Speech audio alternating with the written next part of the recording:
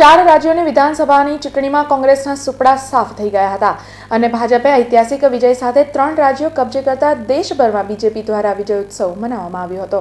તાજેતરમાં યોજાયેલ દિલ્હી, રાજસ્થાન, મધ્યપ્રદેશ અને છત્તીસગઢ વિધાનસભાની ચૂંટણીના આજે પરિણામો જાહેર થયા હતા।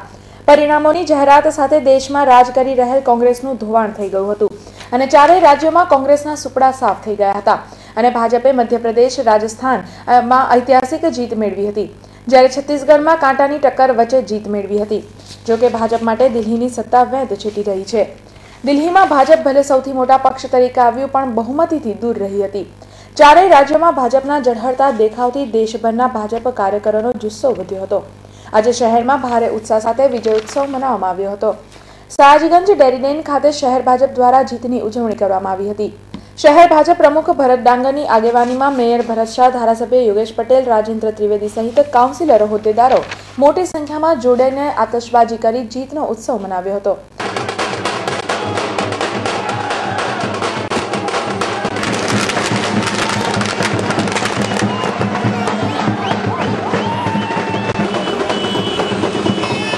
જંગી જીત 4 રાજ્યોની અંદર એ ભાજપના કાર્યકર્તાઓની છે, કાર્યકર્તાઓની થઈ છે, આપણા નરેન્દ્રભાઈની થઈ છે અને નરેન્દ્રભાઈ માટે દિલ્હીનો માર્ગ લોકોએ ખુલ્લો કરી દીધો છે। હવે નરેન્દ્રભાઈને દિલ્હીની ગાદી પર બેસવા માટે કોઈ રોકી નહીં શકે। આ સેમી ફાઇનલ હતી અને ફાઇનલમાં ભાજપ જંગી બહુમતીથી દરેક લોકસભાની સીટો જીતશે। એ જ શું માનો છો કે 2014 હવે એકદમ ઈઝી થઈ ગયું છે? એકદમ ઈઝી થઈ ગયું છે। આપ જ જોઈ શકો છો કે લોકોએ જંગી વોટ આપ્યા છે અને કાર્યકર્તાઓએ પોતે મહેનત કરી છે અને સંગઠને કામ કર્યું છે, એની આ જીત છે। એટલે લોકોને પણ હું અભિનંદન આપું છું કે ભાજપને જંગી બહુમતીથી જીતાડ્યા, એ બધા લોકોને પણ અભિનંદન આપું છું। જંગી જીત એ ગુજરાતના મુખ્યમંત્રી નરેન્દ્રભાઈના વિકાસની રાજનીતિની જીત છે અને કોંગ્રેસના ભ્રષ્ટાચાર અને કૌભાંડની વિરોધની જીત છે। મને લાગે છે આગામી દિવસોમાં 2014માં પણ નરેન્દ્રભાઈના નેતૃત્વમાં દિલ્હીમાં સરકાર બનશે, એની આજના દિવસે સાબિતી મળી છે। જે લોકોએ એમને વિજેતા બનાવ્યો છે તેમને તમે કેટલું થેન્ક્સ કહેશો? જે ચાર રાજ્યની જનતા, નાગરિકોએ જેમણે ભારતીય જનતા પાર્ટીમાં વિશ્વાસ વ્યક્ત કર્યો છે, એમનો અમે હૃદયપૂર્વક આભાર માનીએ છીએ।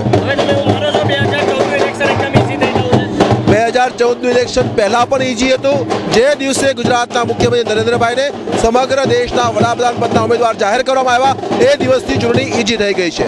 તો કલ્યાણ રાયજી મંદિર ખાતે ધારાસભ્ય રાજેન્દ્ર ત્રિવેદીની આગેવાનીમાં પણ વિજય ઉત્સવ ઉજવવામાં આવ્યો હતો। કલ્યાણ રાયજી પાસે આવેલ ભાજપ કાર્યાલય ખાતે ફટાકડા ફોડી વિજય ઉત્સવ ઉજવવામાં આવ્યો હતો। રાજેન્દ્ર ત્રિવેદીએ 4 રાજ્યોની જીતથી મુખ્યમંત્રી નરેન્દ્ર મોદીનો પ્રધાનમંત્રી બનવાનો રસ્તો ક્લિયર થઈ જશે તેમ જણાવ્યું હતું।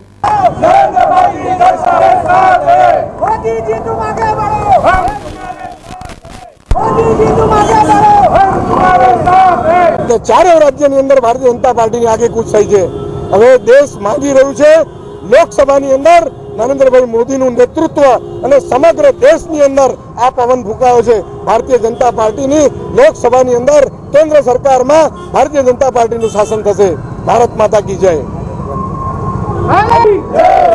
આજનું જે પરિણામ છે એ પરિણામ આંખ ઉઘાડનારું છે, લોકોનો વિજય છે, ભારતીય જનતા પાર્ટી નરેન્દ્રભાઈનો વિજય છે। રાવપુરા વિસ્તારના સમગ્ર કાર્યકર્તાઓ સ્વયંભૂ રીતે ભેગા થઈ ફટાકડા ફોડ્યા છે, ખુશી મનાવી છે, પેડા વેચ્યા છે અને આજ રોજ આનંદ ઉત્સવ મનાવી રહ્યા છે। જ્યારે માંડવી ખાતે પણ ભાજપ અગ્રણીઓ દ્વારા જીતના જશ્નની ઉજવણી કરવામાં આવી હતી। માંડવી ખાતે કાઉન્સિલર ચંદ્રકાંત ઠક્કર સહિત અગ્રણીઓની હાજરીમાં આતિશબાજી સાથે લોકોનું મોઢું મીઠું કરવામાં આવ્યું હતું।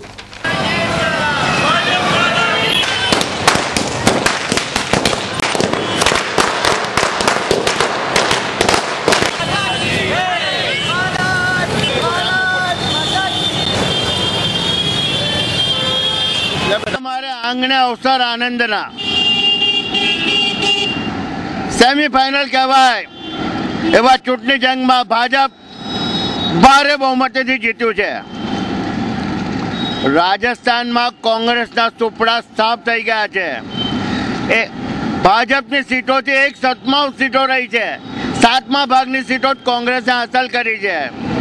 એ જ હાલત કોંગ્રેસની મધ્યપ્રદેશમાં છે। માડ ભાજપની 1/3 જેટલી સીટો કોંગ્રેસ જીતી શક્યું છે। છત્તીસગઢમાં ભલે કસમકસ હશે પણ ત્યાં પણ અમે જીતીએ છીએ અને અમારી સરકાર બનાવીએ છીએ।